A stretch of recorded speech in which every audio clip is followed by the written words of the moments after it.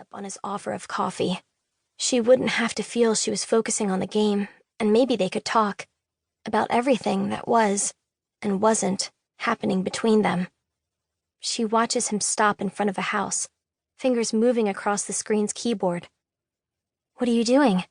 she asks, tensing. "You're not... No. I'm just sending a message to someone else in the game." His gaze is steady on her. She forces herself to relax. "I just want to catch critters." She starts walking ahead of him. After a few moments, he catches up to her with an apologetic smile. They walk down Winding Creek Trail, the main street in the subdivision. It dead ends into a park, one with a sprawling playscape for little kids and a large pool, home of the Winding Creek Salamanders, the neighborhood youth swim team. Julia sees someone sitting on a bench, the person's back to them as they enter the park, heading toward the pool. A woman, long hair stirred by the wind. Even from behind, she seems familiar.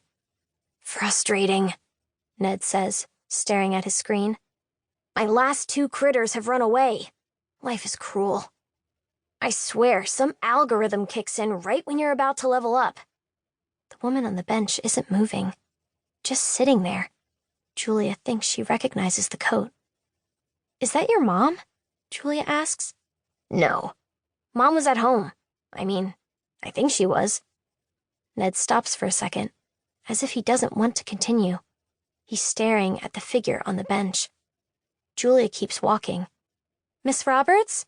she calls. "Hey!" The woman doesn't turn around at her voice. "Mom, are you trying to steal all our critters?" Ned calls to her. He comes up behind her, touches her shoulder. She slumps to the side. Ned freezes, but Julia keeps walking and rounds the bench. And then she sees Danielle Roberts' face, purpled, dead, dried blood on her lips and her chin. At her expression, Ned pushes past her to his mother. Ned screams first, the sound raw and broken, grabbing his mother and shaking her like he could will her back to life. Julia pulls him off. He shoves her to the ground and collapses next to her. He sobs, starts screaming the word "Mom" over and over again. Julia reaches over to touch the woman's throat, but it's terrible, discolored, and instead Julia searches for a pulse on the cold wrist. Nothing. It takes Julia 3 shaky jabs at her phone screen to exit the game, and she forgets to breathe as she texts her mother. Ned's mom is dead in park. Chapter 2.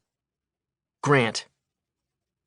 Grant Pollitt stands in front of the tree on the green belt that leads down to the creek, beyond his backyard. When he was little, he used to hide his treasures in a small hollow near the tree's roots, until his mother worried that same hole might harbor copperheads or water moccasins. He stands there, trembling, a little scared, and not sure why. It's been a very weird morning. First, the email arrives, sent to him from a friend.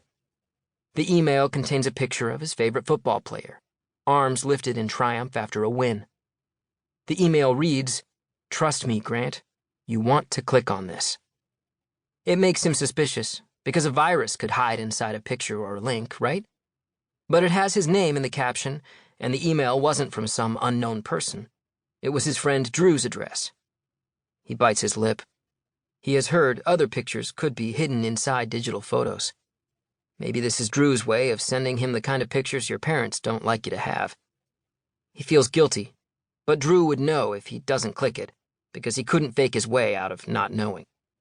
He clicks it. His browser opens. A new picture appears. It's a photograph of a woman, caught whirling in the misty rain. Behind her stands the Eiffel Tower. She's wearing an expensive raincoat and laughing. People around her are clapping and watching in admiration. At the bottom of the photo are the words, "Some days, lies fall like the rain. Go look in your tree." That's incredibly odd, he thinks. He texts Drew, "Did you send me an email with a picture of J.J. Watt?" The answer, No. Why would I do that? And I was asleep. Thanks for waking me up."